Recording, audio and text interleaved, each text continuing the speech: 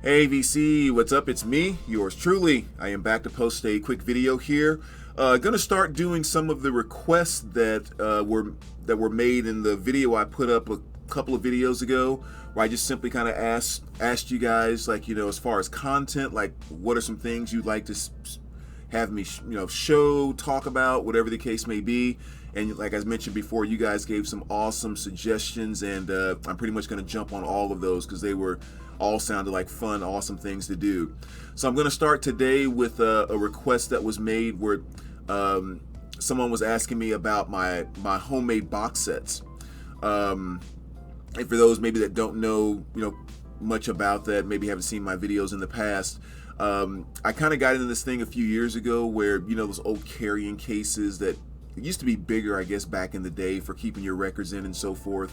When I find those in, record shows, flea markets, record stores, whatever, they're usually kind of old, beat up, and that type of thing. And I just started, like, getting them, painting them, decorating them, and kind of making my own little homemade box sets. And it's just kind of a little fun thing on the side that I like to do. And I mean, just kind of, in my living area, if you will. I like just being surrounded by music and musical stuff. So it was just kind of one more way to kind of enjoy being a physical collector. And so making these little homemade box sets was just a little fun thing that I did. So I figured what I would do is, I haven't made a new one in the past probably 6 months or so. So I mean, it's been a little while, but I know there's one that I haven't shown yet. So I figured I will show the one that I haven't shown. And just to show some of the ones I had in the past, in case people maybe didn't catch those videos before, one that I recently shown was this one here, which is my White Zombie Rob Zombie set that I made. Kind of see right there, and just to give you an idea, so I'm not going to go through each one of these until we get to one to show. I'll put make like a little insert or something like this in here, and I just kind of have all of the studio albums, all the White Zombie, Rob Zombie, studio albums and everything in there. So that's kind of basically what I do with each set there. So that was the White/Rob Zombie set that I showed at some point in time. One of the last ones I did too was the Van Halen one. So I mean, that was kind of a cool one as well. Probably one of my favorite ones, just because that's such an easy design to make, yet so so distinctive, if you will.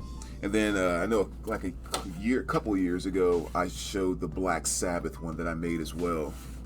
This one's a little more simple, kind of straight to the point, but still pretty cool with that kind of Master of Reality purple there. So those are three that I've already shown before in the past. Again, for those that maybe didn't see it. But I think one that I haven't shown yet is this one right here, which is the my AC/DC box set. As you can see, this one is a little more simplistic than some of the other ones there, where I don't have anything on the back yet, because I'm not going to do a lot to this set beyond what you see right here, just because I think the logo stands out so much. I feel like it doesn't need to be as busy. What I am going to do, as far as on the back side of it though, is I'm going to order a sticker off of eBay. You can get those custom stickers that usually go on your car or whatever. But there's a Bon Scott quote that I want to put on the back, and it goes something. I have to look it up again, but it goes something like, "People always ask, am I AC or DC? I tell them neither. I'm the lightning bolt in the middle." Which I just think is such a badass Bond quote. So I'm going to put that on the back. It's just like a gigantic quote, and that's probably all that I'm going to put on this particular set. Excuse me. But like I said, I just think it's kind of looks actually nicer, just kind of being simple and to the point. And this was an old box that I found in a store, a local record store. And I think it's kind of a one-off. It was just one that someone took some different pieces of wood and just kind of made it, because when I first got it, like the different pieces of wood, you can tell there was different wood that was used in certain areas. It has the latches on the front and back, which you don't normally see with a lot of cases. But yeah, so I just kind of painted it and came up with this. So the top just comes off like such. And that's what you have there. I'll just set this over here. And then I'll just kind of give you a quick idea about the albums that are in here. So we'll start off with Dirty Deeds, Done Dirt Cheap. Of course, you guys know this album very well.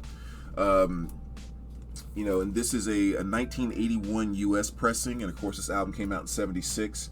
One of the things that I'm always working towards is trying to get OG copies of like everything inside of especially my box sets. So yeah, I mean, eventually I hope to kind of upgrade everything that's not an OG in here to just a very excellent to near mint OG copy. But condition is of utmost importance to me beyond something being an original pressing or not.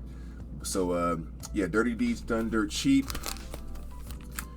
And then next here you have High Voltage. Of course, another absolute classic there from 1976. And then Let There Be Rock. And this is actually one where I did have an OG copy of it, but just had a little too much ring wear for my taste, so I had to get rid of it and got this 2009 European pressing. But again, an OG will come back soon enough. But Let There Be Rock, Problem Child, a whole lot of Rosie, a lot of great stuff on that album.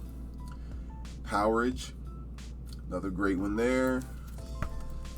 Of course, that's from 1978. And then of course The Beast, which is Highway to Hell, classic album. This is the one that most AC/DC fans all know.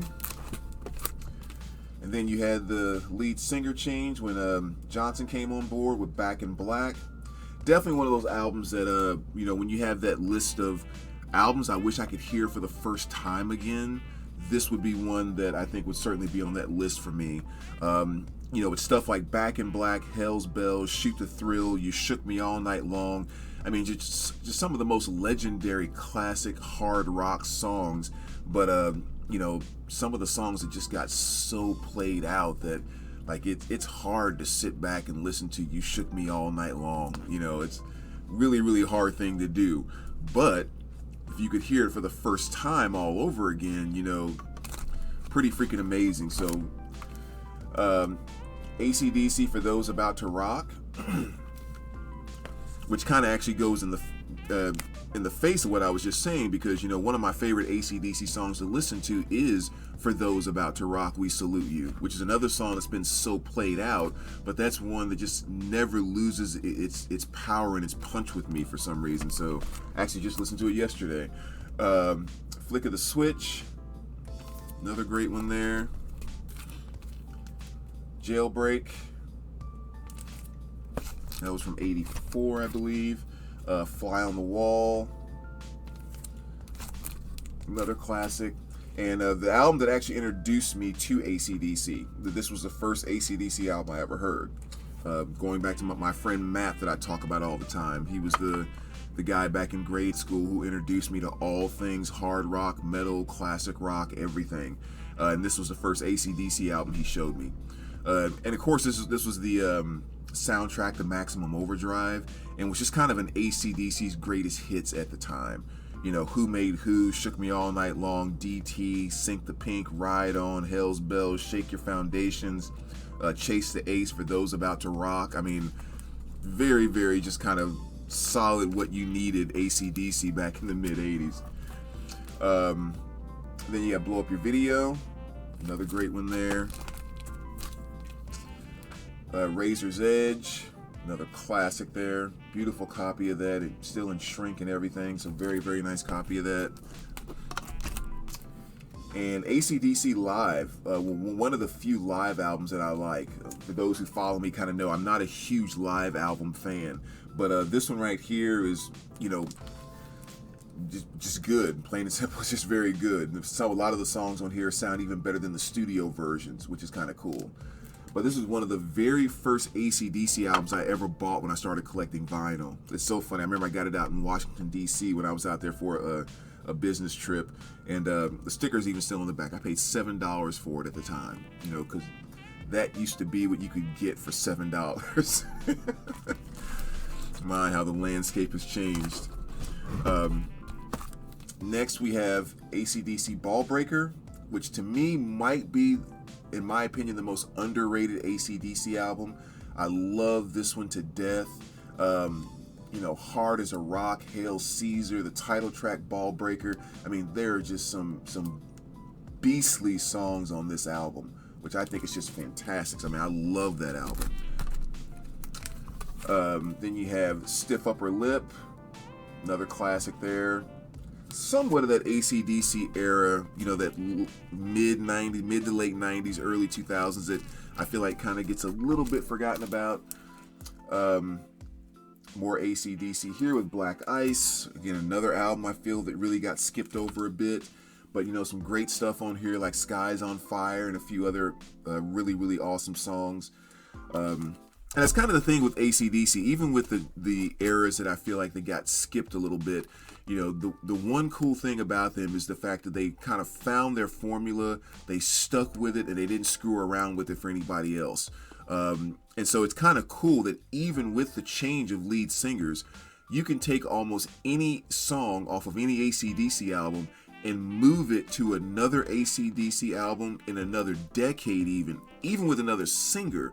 And 9 times out of 10, 99 times out of 100 actually, it won't sound out of place. Like, it'll fit right into whatever album you move it to.